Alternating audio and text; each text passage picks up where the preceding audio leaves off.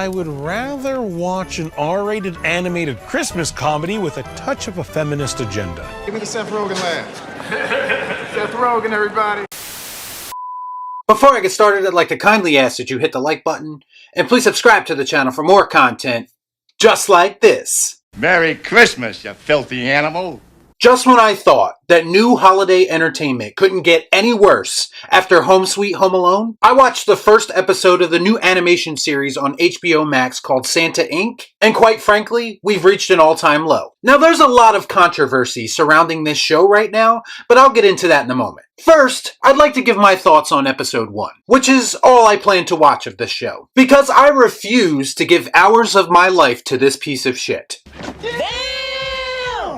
Unless, of course, the viewers demand it, then I'll do whatever you guys want. I'll do it for you guys, but let me tell you, I'm gonna need to be really drunk to get through this. This show is every bit as bad as the reviews say. It currently sits at a 4% audience score on Rotten Tomatoes, and it deserves that all-time low that it's getting. From the opening moments of this disaster, you know immediately what you're in for. And this show actually doubles down on the most lazy attempts at comedy possible. Ha ha, very funny, motherfucker. This is the type of show that thinks cartoon characters saying fuck every other word is still edgy and entertaining to most people. But anyone with standards knows that it's not. Think about for a second how long South Park has been successful for. Because even though South Park is filled with vulgar comedy, it still has something behind it. You can actually get something out of a South Park episode if you pay attention. Whereas this series only exists to pander and virtue signal. And it brings absolutely nothing to the table as far as quality goes. We ain't found shit. If abortion, vaccine, and breastfeeding in public jokes excite you, then this is the show for you. I, on the other hand, hear about these hot-button issues every other day in my regular life, and I have zero desire to hear more about them in a terrible Christmas special. Don't get me wrong, the cringe juvenile humor is here as well. There's a lot of reindeer threesome and polar bear boner jokes to keep some people happy, but to me, they are just as equally unfunny. Haven't you ever heard of the healing power of laughter? The story, if you want to call it that, revolves around a foul-mouthed female elf, voiced by Sarah Silverman, who has the desires to be the first ever female Santa. Riveting stuff. First of all, there's only 2 reasons that people care about Sarah Silverman, and we don't see either of them in this because it's an animation show. Tits. Hooah. There's actually lines of dialogue in this show about how Santa Claus has always been a white man's game. It's so concerned with pushing this feminist propaganda angle that it's going for, that it's failing to acknowledge that many different cultures have their own version of Santa Claus. So maybe it's best to not bark up that tree and not turn Christmas into a conversation about gender and race. Just saying. These people must be a blast at parties. This show also acknowledges, in the backwards thinking that is modern society, that the word bitch is empowering when used amongst other women. I'm no woman, but I have the perfect clip for this moment. But you one crazy ass bitch! Santa Inc. is nothing more than a lazy attempt at edgy comedy, with a little bit of heavy-handed agendas thrown in for good measure. It's not funny, it's not entertaining, it's not original, and it's not intelligent. That's why I'm going to give it the Disgusted Ian Malcolm. That is one big pile of shit.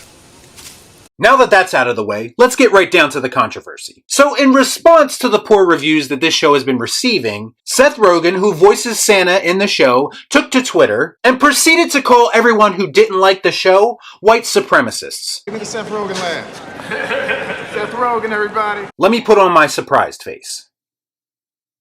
Take it from me, when you express that you don't like something and you give valid reasons for it, you will almost certainly be met with labels and insults. That's the go-to strategy for people who do not have a valid argument against your points, or who don't want to take responsibility for the shitty content that they create. He's literally reading right out of the playbook. Why? But it gets better. Apparently, big man Seth Rogen has no problem DMing people and telling them to go fuck themselves. Give me the Seth Rogen laugh. Seth Rogen, everybody. My hero. I wonder if Seth DM'd this person and called them a white supremacist. But wait a minute. They aren't white. Oh, they're calling out racist black stereotypes that Seth Rogen used for the reindeer in the show. I know the irony might be lost on some, so let me explain. A rich Jewish guy uses offensive stereotypes in a show and then calls people who don't like the show white supremacists. That is the very definition of irony. This person is white, it appears, but that, contrary to popular belief, doesn't make her any less right. This is once again a good example of a rich Hollywood type broadcasting the idea that he is completely tone deaf, and that he has no idea what it means to create good entertainment. First, take a big step back and literally fuck your own face! Seth proved one thing with this show, and that's that he's not particularly funny, and that he probably benefited a lot from being in Judd Apatow movies early in his career. I love how every person who makes these stories with this heavy-handed messaging in them thinks that they are the smartest person in the room every time. You didn't piss off white supremacists, Seth. You pissed off regular people who can see through your bullshit and that wasted their time watching this show. Fuck me, right?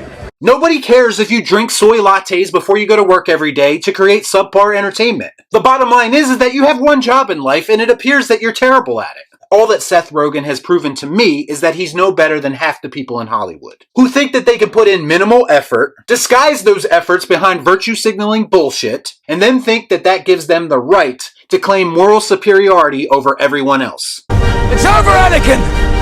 I have the high ground! The difference between us and Seth Rogen is that normal people like us don't have to constantly prove that we're good people to everyone else. Seth probably did something in the past that he hopes never gets out, and he's trying to build up brownie points before people find out about it. Seth Rogen is a phony and unfunny movie star who just alienated half of his possible audience. So congratulations, you'll have that on your Twitter resume. And you have the Hey Boomer Girl on your side, so there's that. Another waste of human existence. Fuck you! Meanwhile, in the real world, your show is a failure, and you are slowly slipping back into obscurity. So let me know what you thought about all this in the comments down below. As always, please like, comment, share, subscribe to the channel, hit that bell for notifications, and I'll see you next time right here on Real Shift. Thanks for watching. Peace out. Y'all be cool. Shut up.